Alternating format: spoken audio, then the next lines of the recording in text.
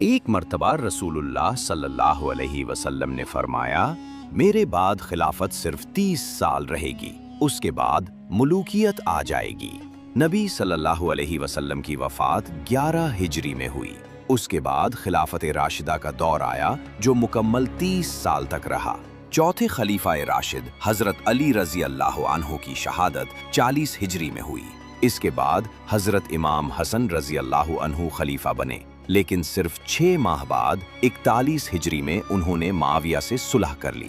معاویہ نے اسی سال یعنی 41 ہجری میں حکومت کا منصب سنبھالا اور 19 سال تک حکومت کی۔ صلح حسن کی ایک شرط یہ بھی تھی کہ معاویہ کے بعد مسلمانوں کی مرضی پر خلیفہ چنا جائے گا، مگر معاویہ نے اس وعدے کو پورا نہ کیا، بلکہ 56 ہجری کے قریب اس نے اپنی زندگی میں ہی اپنے بیٹے یزید کے لیے لوگوں سے زبردستی بیعت لینا شروع کی اور رسول اللہ صلی اللہ علیہ وسلم کی سنت کو چھوڑ کر قیصر و کسریٰ کی سنت اپنائی۔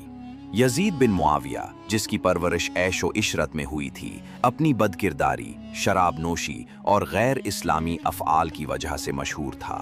مورخین کے مطابق وہ لہو و لعب اور عیاشی کی محفلوں کا عادی تھا۔ جب 60 ہجری میں معاویہ کی وفات ہوئی تو یزید تخت پر بیٹھ گیا اور اس طرح اسلامی سیاسی نظام مکمل طور پر ملوکیت میں بدل گیا۔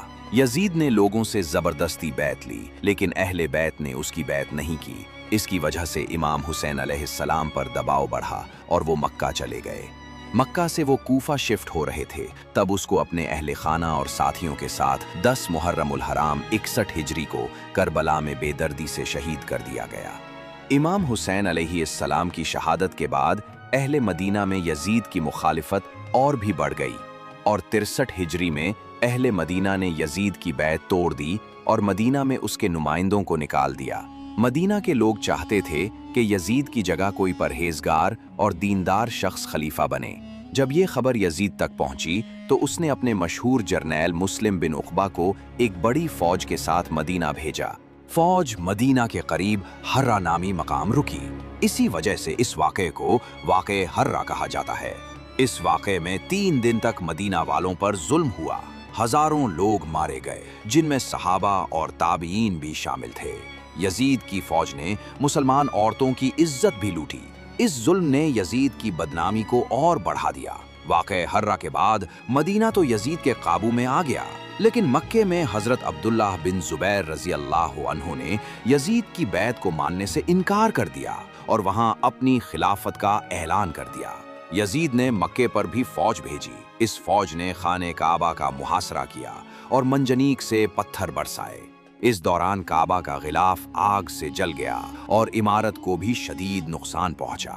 یہ اسلام کی تاریخ کا ایک انتہائی افسوسناک دور تھا جب اللہ کے گھر پر یزید کی فوج نے حملہ کیا، مگر اسی دوران 64 ہجری میں زیادہ شراب نوشی کی وجہ سے یزید کی موت ہو گئی۔ یزید کی موت کے بعد اس کی فوج منتشر ہو گئی اور مکے کا محاصرہ ختم ہوا۔ یزید صرف 3 سال حکومت کر سکا، لیکن انہی 3 سالوں میں اسلام کی تاریخ کے سب سے سیاہ اور المناک واقعات پیش آئے جنہوں نے اسے ہمیشہ کے لیے بدنام کر دیا۔